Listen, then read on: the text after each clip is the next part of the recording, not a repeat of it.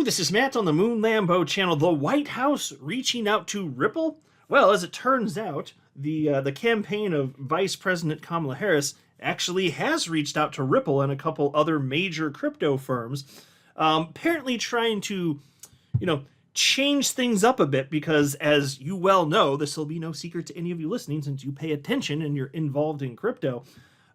There's one political party in the United States not so friendly to crypto and one that is, which I think is ridiculous because crypto should not be partisan. I don't care what the politics are of any of you listening. I don't care. That's not why we're here. It shouldn't be why we're here anyway. We can all agree that both parties should be pro-crypto, period. And I do think eventually the Democrat Party is going to catch up to that. It's just silly that it's not, but it's interesting and good that they're speaking to Ripple. Ripple, obviously, I would say, long proving themselves for over a decade now to be the adult in the room, right? Or at least one of the few adults in the room. So I'll share with you some of the specifics on that and also some pushback as to why perhaps we shouldn't be confident that this is anything genuine. And then there's also this headline from Cointelegraph. Lawyer trying to unseat Senator Warren says 82% net worth is in Bitcoin. And so, of course, they're talking about none other than Attorney John Deaton. And I did briefly mention several days or so ago that Attorney Deaton had, the number I saw at the time was 80% of his net worth in Bitcoin specifically, which is interesting. And I made a few comments on it. But there was just a fun little update, so I'm going to provide some additional commentary and specifics towards the later part of this video. But yeah, let's just say that it's very fair to say, and provably so, that John Deaton is all in crypto, and you gotta love and respect it. But before going further, I do want to be clear, I do not have a financial background of any kind. I am not offering financial advice, and you definitely should not buy or sell anything because of anything I say or write. I'm just an enthusiast who enjoys making YouTube videos about crypto-related topics, but just as a hobby and just for fun. All right, so here's the headline from this morning from Cointelegraph. Harris campaign aims to repair Democratic Party ties with crypto sector. Well, look, I'll just say this. I want that to be true, Morty. I really want that to be true. Because I'm not here to talk politics, ideally. I'll talk politics insofar as it pertains specifically to crypto, finance in general, or perhaps broadly the economy. That's as far as I'm willing to go on this channel because, this channel is not a political channel. It never will be. That's not what this is for. But, as I always say, when the politicians come into my turf, which is to say finance, crypto, and the economy, then yes, I'm gonna share some opinions on that. So I want it to be the case that Kamala Harris and her entire side of her entire party come on board, are pro crypto, want to see it. I'm not really confident that's in any material way going to be the case, but maybe we could be. I do think you let enough time pass. I think the Democrat Party is going to catch up. I mean, and you can see, the younger Democrats, they, a lot of them actually are pro-crypto, but still, the pro-crypto, congressmen and women, who are Democrats, almost none of them are pro-crypto. On the Democrat, it's just the case. It's just fact. You can look at the voting record to see it. It's not my opinion. It's just fact. I think it's stupid. It doesn't make sense, but it is what it is. Anyway, piece reads as follows. In a significant move to mend relations with the cryptocurrency sector, United States Vice President Kamala Harris's advisors have reached out to top crypto companies to reset the strained ties between the Democratic Party and the crypto industry. According to the Financial Times, members of Harris's team have recently contacted individuals connected to major crypto companies. These efforts include outreach to leading cryptocurrency exchange Coinbase, stablecoin company Circle, and blockchain payments firm Ripple Labs. Well, there you go. And this, to me, this kind of, I will say, validates the perspective that I had all the way back in 2017, because I really did believe this from the earliest days. Ripple, they're the adult in the room. And I'm not the only one that was saying that back in the day. And I still think it's broadly true today.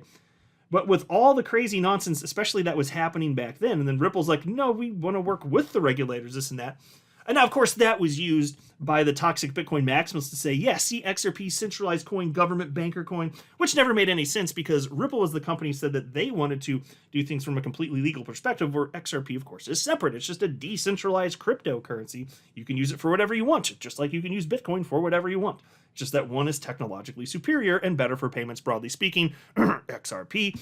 So it is what it is, but not at all surprised to see that now years have passed and it's just broadly expected Ripple, yes, they're the adult. Or else, why would they be reaching out to Ripple? It's just validation of what we in the XRP community have known the whole damn time. Of course, that's the case. Piece continues. The goal is reportedly to foster a more constructive dialogue and establish a regulatory framework conducive to the industry's growth. This outreach comes as the crypto industry has increased support for her rival, Republican Party nominee and former President Donald Trump. This initiative also follows mounting criticism of President Joe Biden's administration's stance on digital assets, and this shift comes in the wake of a letter signed by Democratic members of the U.S. House of Representatives and 2024 candidates. The letter calls for the party to reconsider its approach to the digital asset industry, highlighting the importance of moving away from perceived hostility. And I think, actually, I think I have something pulled up specifically on that. Don't I? Was this the one? Hold on. Oh, maybe it was this right here. Yeah, actually, it was this one right here. Check this out. So, Altcoin Daily shared the following. Breaking: 27 Democrats signed letter to the DNC demanding an end to anti-crypto policies of Elizabeth Warren. And here's what Attorney John Deaton had to say on this. And this was literally just yesterday afternoon. I and 75,000 token holders, including 627 holders from Massachusetts, proved that Elizabeth Warren was on the wrong side of the law when a lifelong Democratic federal judge appointed by President Obama agreed with us and cited my efforts in the Ripple XRP case. I predicted that if Grayscale or others sued the SEC similar to how I did, they would win as well. After Grayscale sued, the Court of Appeals ruled the SEC's denial of a Bitcoin spot ETF was arbitrary and capricious. In other words, the appellate court ruled, in essence, that the SEC needed to grant the Bitcoin spot ETF.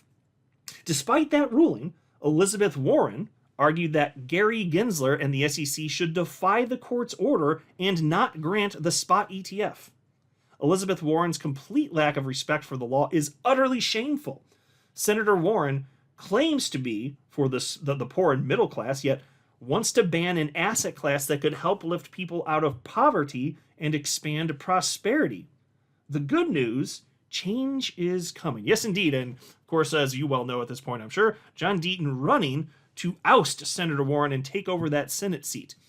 And he's got millions and millions and millions of dollars backing him, including from the likes of Ripple, Ripple the company, executives, the Winklevi twins, which is the plural form of Winklevoss, and all sorts of others, which you'll love to see. You'll love to see it. So on that front, actually, there was this headline from Cointelegraph. The next SEC chair must be named before U.S. election, Tyler Winklevoss. And I want to share with you what he said because I think this is the correct analysis. I agree with the vast majority of what he wrote here. And, as a crypto community, all of us in the space, whether you're someone like me who is just speculating on the asset class, or if you're a developer, whatever you're doing here, maybe you're an entrepreneur trying to build something, we should expect more. We should expect more from our politicians, right? And there should be transparency. I think it's reasonable for us to express that we're tired of just the lip service. We need to see material changes.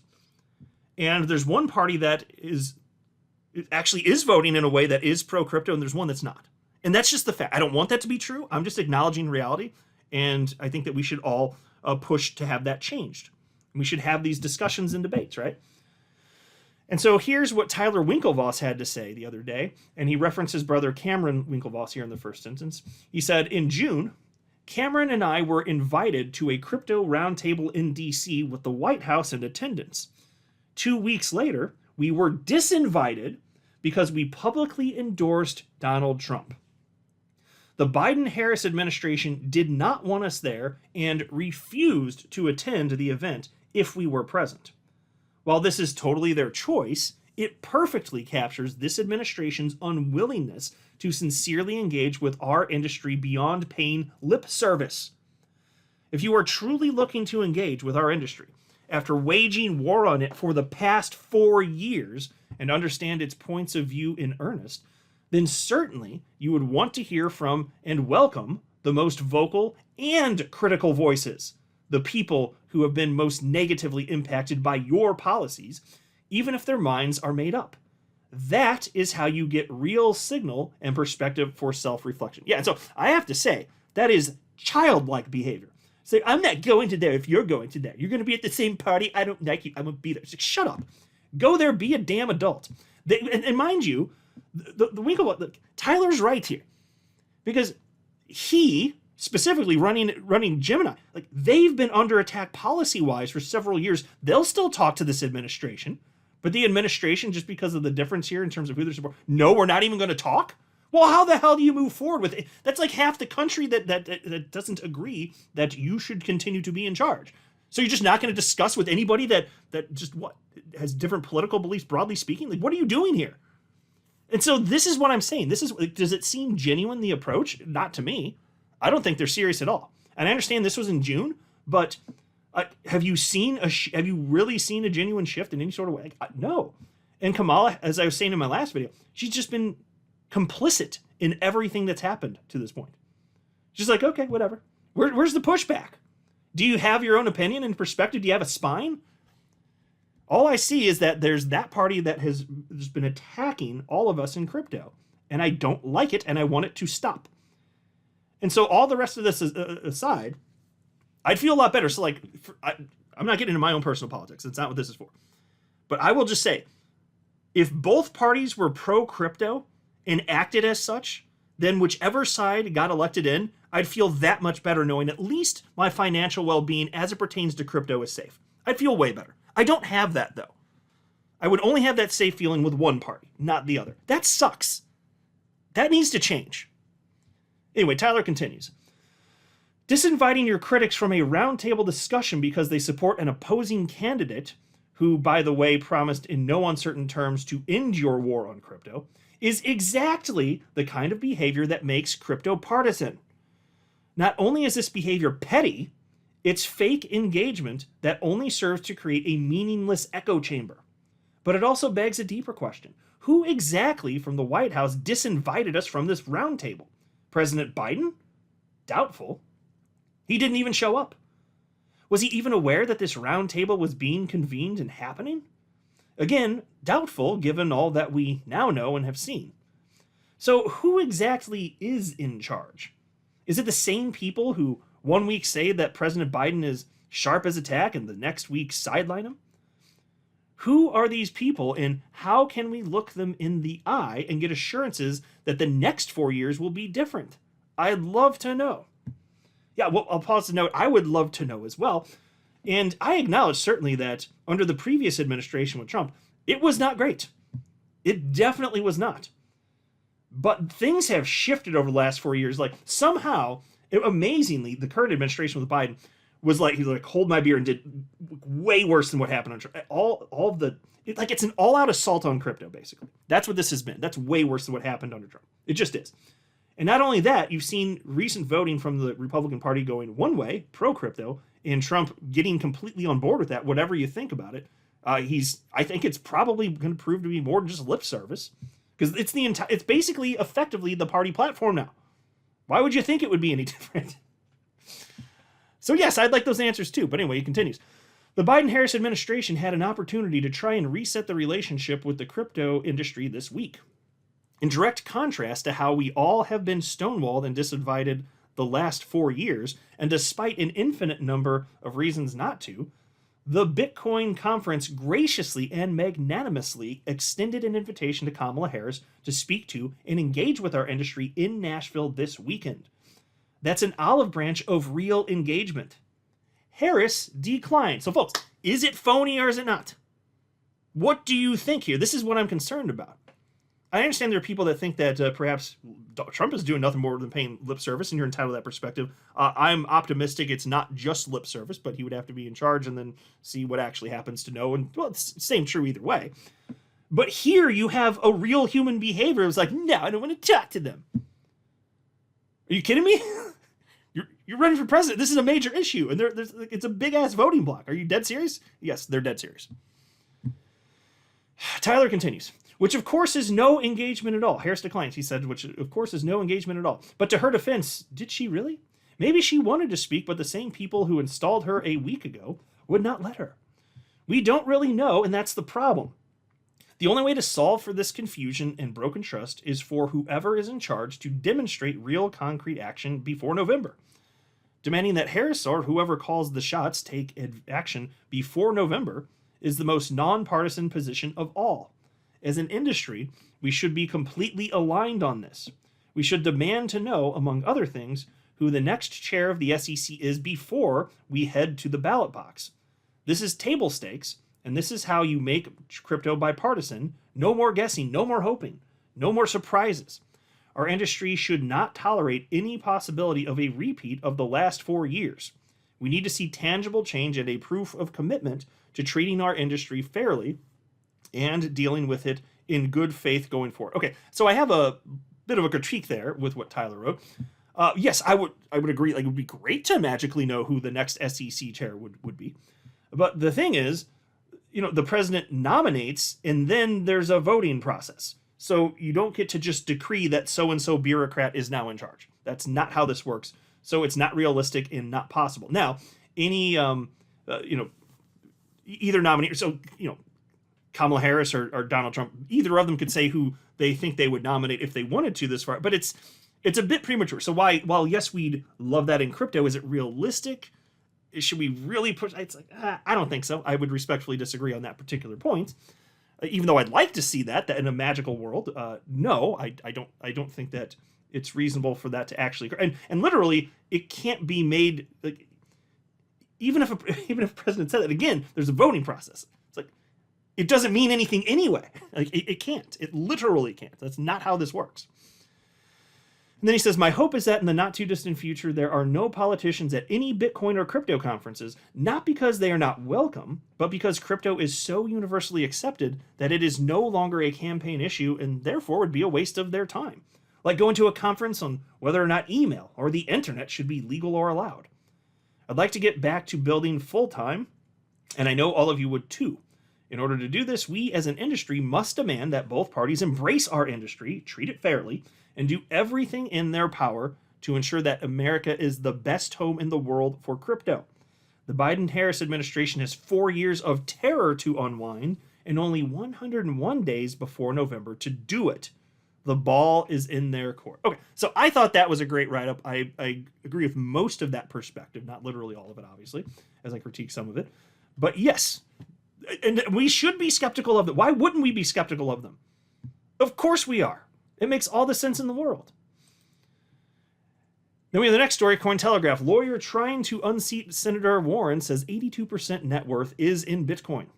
John Deaton, the lawyer running as a Republican for a United States Senate seat in Massachusetts, said 82% of his net worth is in Bitcoin.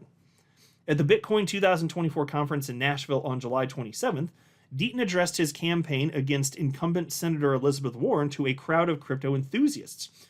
After disclosing his Bitcoin holdings, the attorney referenced a 2022 interview with the Massachusetts senator who suggested support for a central bank digital currency, or CBDC. And here's a quote from Deaton. I just disclosed to the Federal Election Commission that my net worth, 82% in Bitcoin, baby, end quote. You gotta love that. And so, when I briefly mentioned this the other day, I made the point, I was like, look, to all the people out there who are saying that, John Deaton, and some Bitcoiners are saying this, like, yeah, he's just some XRP maxi, this or that. He had publicly stated years ago, it was like, no, actually, my Bitcoin and my ETH holdings are much bigger than my XRP holding. See, John was being genuine. He said that if the attack were on Bitcoin or ETH, he would have fought back just as hard. And so I think that this kind of proves the point, right? I mean, it's very clear. These disclosures had to be made because he's running for Senate against Elizabeth Warren here. So it's just, he's the real deal, though, is the point. When he said, no, I'm fighting on principle, and this is disgusting, and he was that outraged, he meant it. Of course he did. And that was very clear to all of us here in the XRP community. But to some of the people, like the Bitcoiners out there, the toxic maxi ones, who were pretending like that wasn't the case, what a bunch of garbage. And now it's proven to be the case here, and you love to see it. And there was a funny additional line here that was shared by Fox Business journalist Eleanor Terrett. Yeah, here it is. This is a quote from John Deaton. I thought this one was good. He said, "By the way, I apologize for only having 82% of my net worth in Bitcoin," end quote. Only 82%. That's cool as hell. So he's obviously all in crypto, and you love to see. I think it makes sense. So I rather enjoyed that. So I thought I'd just kind of share that with you. It, it just, again, we knew, again, all of us paying attention. If you've been in the XRP community for years and followed all the developments, everything John Deaton's ever said, you could tell it's just oozing authenticity, unquestionably. And so it's just nice to see now that this is public and John Deaton's publicly talking about it on stage at the Bitcoin conference. It's just like, there, duh, see, told you, the real deal. And that's fine, because being a maximalist of any coin has never made any damn sense. So you'll love to see it. I'm not a financial advisor. You should not buy or sell anything because of anything I say or write. That would be a very, very, very bad idea. Until next time, to the moon, Lambo.